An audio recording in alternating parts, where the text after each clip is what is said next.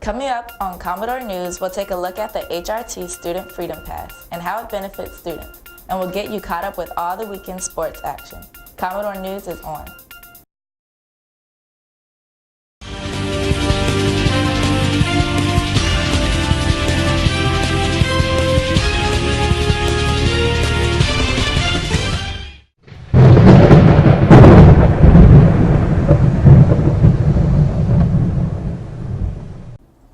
Welcome to the Commodore News for Friday, February 1st. I'm Marche Bird. This has been a quiet week on the sports front as teams prepare for district and regional tournaments. However, basketball season continues with games today and tonight. The JV boys and varsity boys and girls play Norby here at Maury. The JV game starts at 4, followed by the varsity girls at 5:30 and the boys at 7. On Saturday, the boys and girls swimming teams get an early start as they compete in the Eastern District Championships. Races begin here at 8 a.m. in the Maury Pool. Finally, the boys basketball team takes on the Justices of John Marshall at the Arthur Ashe Center.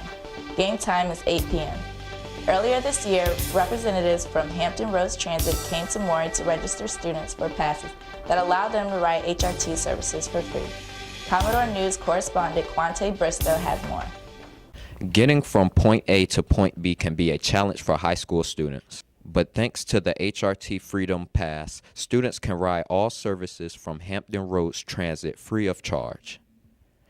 That includes buses, light rails, and the Elizabeth River Ferry.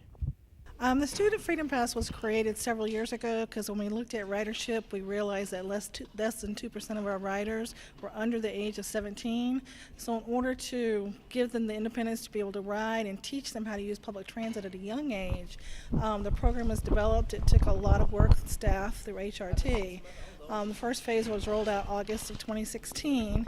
It was successful, but we had to make some changes and such like that, such as the Student Freedom Pass ID now that actually has their picture on it. This pass will take them on the bus, the train, or the ferry, any of the services that we have at no cost. They can learn to ride, to do after-school programs, to work, volunteer, and whatever.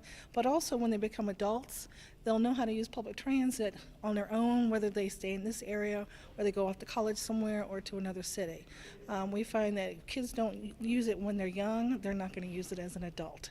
So this program has been very successful. We've probably issued over 5,000 passes to youth in this area. We cover 6 cities.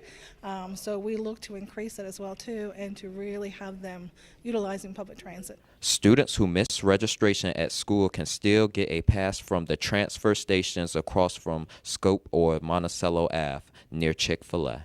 Also, be sure to bring a form of ID, such as birth certificate, driver's license, or military ID. You can't beat a free ride. For Commodore News, I'm Quante Bristow. Thanks, Quante. Now here's what's happening at MHS.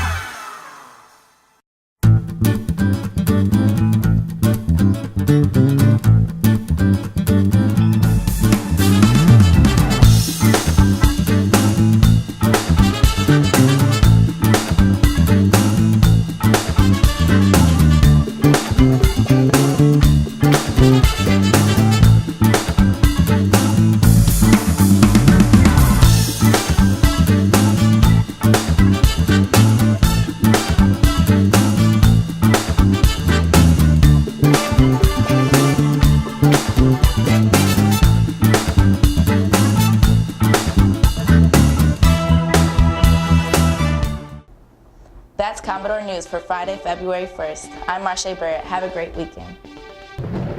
This has been a Commodore News Update.